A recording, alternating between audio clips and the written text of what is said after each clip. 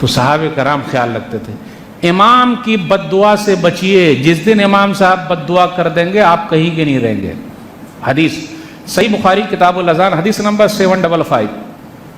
جابر بن سمرہ بیان کرتے ہیں رضی اللہ تعالیٰ عنہ کہ سعد بن وقاص رضی اللہ تعالیٰ عنہ کوفہ کے گورنر تھے۔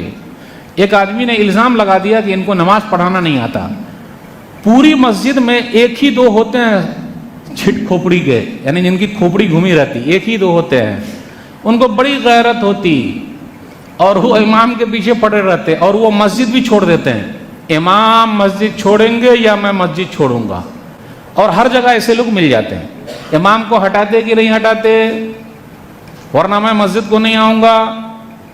ارے تو آپ اپنے بیٹے کو کیوں نہیں ہٹا دے رہے ہیں جو آپ کے دماغ کے خلاف رہتا ہے گھر پہ، ان کو بھی ہٹا دینے کا نا، گھر والی کو ہٹا دیجئے، ہٹا کے دکھائیے، پورا منہ میں راکھ ڈال کے زبان وان سب کو باہر نکال لے گی، کچھ کر کے دیکھیے، بول تو پاتے نہیں، پورا غصہ یہاں مسجد میں جھاڑ رہے ہیں۔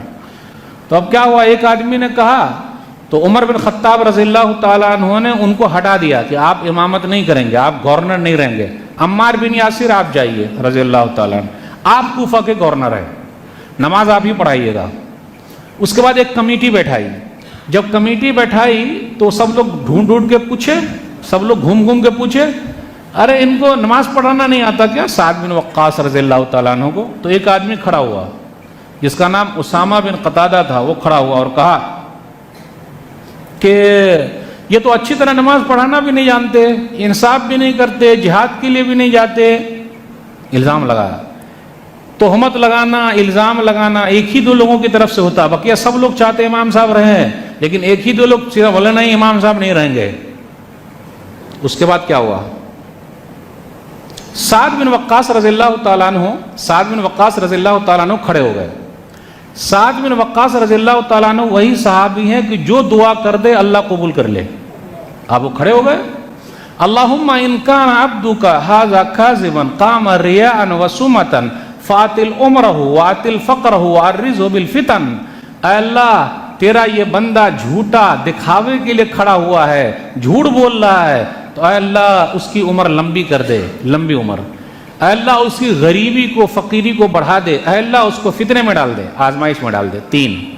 تین بد دعا کر دی، لمبی عمر ملے، فقیری بڑھتی جائے، غریب بنا رہے اور فتنے میں ڈال دے۔ راوی بیان کرتے ہیں کچھ دنوں کے بعد یہی اسامہ بن قتادہ گھوم رہا تھا اور اس نے کہا اصابتنی دعوت سعد، مجھے سعد بن وقاص کی بد دعا لگ گئی ہے۔ اور بد دعا جب لگی تو راوی بیان کرتے ہیں عبد الملک کہ یہ اتنی عمر والا ہو گیا، اتنا بوڑھا ہو گیا، یہ جو بھاؤں ہے نا بھاؤں، یہ بھاؤں کے بال سفید ہو کر پورے آنکھ پر گرنے لگے، اتنا بوڑھاپا آ گیا، اتنا بوڑھا ہو گیا۔ اور اتنا ہی نہیں، یہ روڈ پر جاتا، راستے پر جاتا اور لڑکیوں کو چھیڑا کرتا تھا بڑھاپے میں۔ تو لوگ کیا بولتے ہیں بڈھا سٹھیا گیا ہے، سٹھیا گیا نہیں بلکہ اس بڈھے کو امام کی بد دعا لگ گئی ہے۔ یہ حدیث میں نے ایک جگہ بیان کی تو ایک آدمی آیا اور کہا مولوی صاحب مجھے بھی امام صاحب سے جھگڑا ہے۔ تو میں بولا تو اب کیا کرنا ہے؟ تو بولا اس کا حل آسان ہے، امام صاحب موجود ہیں، مل لیجئے۔ 2 جگہ پہ ایسا ہوا ہے، تو واقعی ان کی دوستی ہو گئی، ملے، روئے کہ اگر وہ بد دعا کر دیں گے تو ہماری سب سمپتی خراب ہو جائے گی۔